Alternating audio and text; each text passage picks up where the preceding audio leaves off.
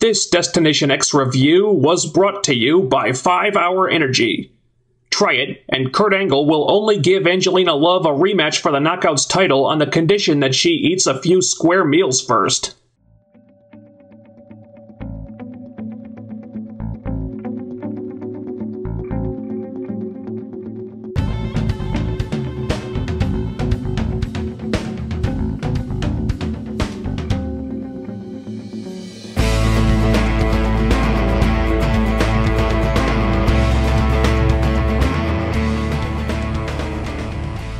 Well, that sure was quite a bombshell that got dropped this week, wasn't it? If you were on the internet, you couldn't escape it.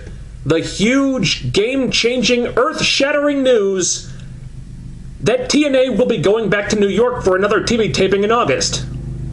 Also, they lost their TV deal, might be going out of business, blah blah blah. I haven't really chimed in on this yet, just because everybody else was doing it, and I think everything that could be said has been. And I don't feel like dwelling on this right now, honestly, because there just isn't much information to go on that hasn't been twisted around or blown out of proportion by one unreliable source or another. All we know for sure at the moment is that they do not have a new TV deal in place yet.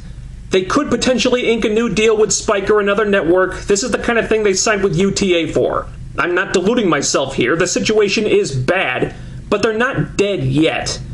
In a couple months that might change, and I'll talk about that if and when it happens. In the meantime, TNA personnel seem positive about the situation on social media. They're proceeding as if the company will continue on, so I'm going to do the same. And that's all that I'm going to say about that for right now. Alright, so, how about Destination X? I find it really ironic that Dixie Carter comes out at the start of the show and accuses all the ECW fans of living in the past. I don't disagree with that, but you know what, Dixie? They're not the ones who have a long history of bringing in aging veterans from previous wrestling eras, many of them former ECW stars, just for a nostalgia pop and a temporary ratings hike. It wasn't them that put together an ECW faction that ate up way too much of your young stars' time while they dealt with it for Lord knows what reason. It wasn't them that seemed more interested in pushing the ECW brand than their own for a time. It wasn't them who put on an ECW tribute pay-per-view despite ECW now being owned by their biggest competitor. Just saying. Anyway, the news here really was not as bad as I was afraid it would be. This just amounted to a big heat magnet segment, and I got what they were going for. Snitsky and Zeke did virtually nothing. They were just there to be seen and nothing else, thank God. And them being there did get a lot of heat. I still say it might not be the kind of heat you want, but it's better than no heat at all, I suppose. And good God, leave it to wrestling's greatest hero, EC3, to take Operation Troll the Shit Out of New York and turn it into something entertaining. I have to admit, I did laugh at the line, when you chant ECW, you're chanting for Gene Snitsky.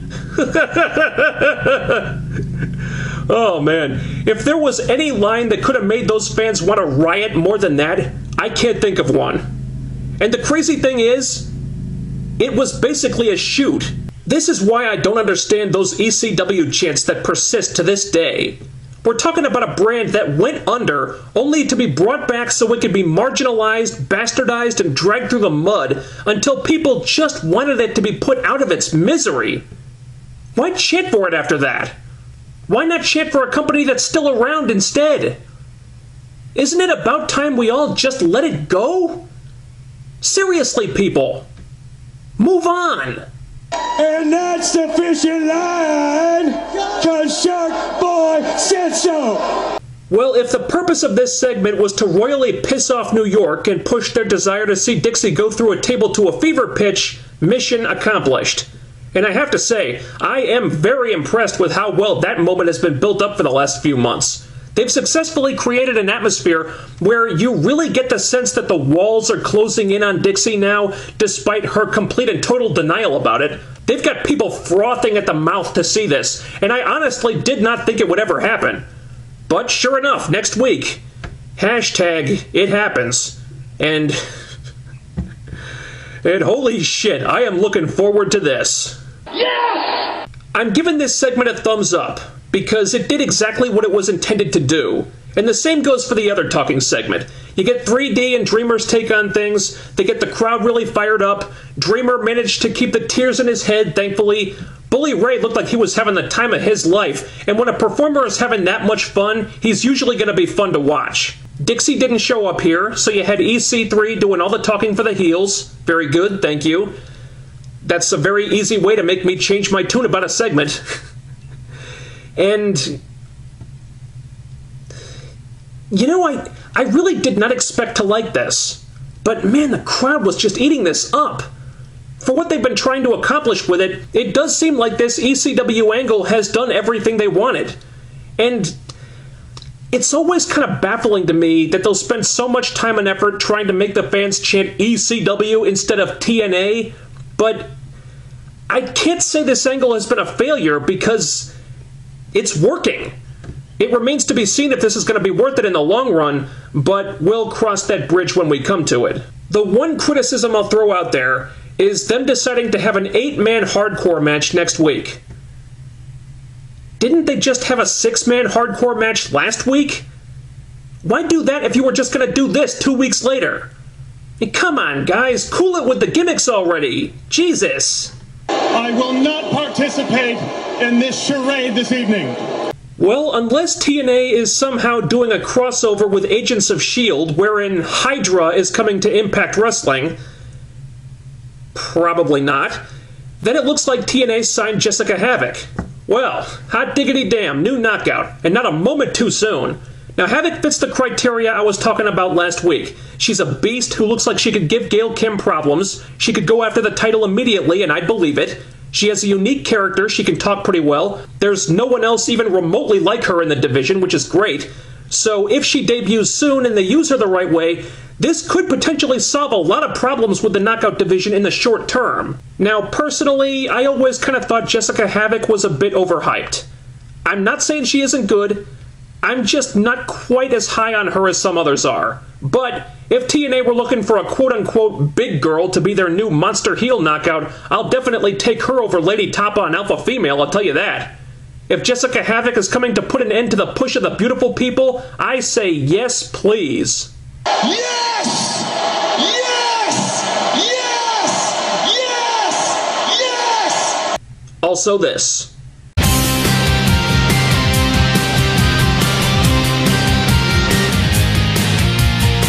One of the tough things about reviewing wrestling-heavy shows is that they don't always give you a lot of big talking points. And this was kind of like that. I guess the novelty of having more than one X Division match on the show for once or twice out of the year is supposed to be what makes Destination X a special event. It would feel more special if there were some storyline significance to them. There really wasn't, but that's hardly a new complaint at this point. I could not complain about the wrestling, though. We had 3 Triple Threat Championship qualifiers, and all of them good matches. They threw Brian Cage into one of them for some reason. I thought he made a good case for himself. Low-Key and Manic made me want to see them have a singles feud based on what they did together. I enjoyed every match. But something that weirded me out was the video package for Low-Key. Why are they showing that this week? Shouldn't they have aired that when Low-Key returned to the company last week? The timing of it was strange is all I'm saying. I thought TNA did the Wolves and the Hardys a disservice here. It was surprising to me that, number 1, this was the opening match of the show, and number 2, it didn't have more time. This was the co-main event of Destination X. I thought it deserved at least the hour main event spot in a few more minutes than they gave it. And I really wanted those extra minutes because this kicked ass. Granted, Matt wasn't quite as smooth as the others were, but this was easily one of the best matches we've seen in TNA this year. Certainly the best tag match. And it wasn't short by any means, but just because of how good it was, I was mad that it wasn't longer. And beating the Hardys does a lot for the Wolves, and I'm thrilled that they won, but it could have meant even more with more time, more fanfare, and a different placement on the show. Oh, you were not aware of this? None of this was an issue with Aries and Lashley, though. I really can't find fault with that one.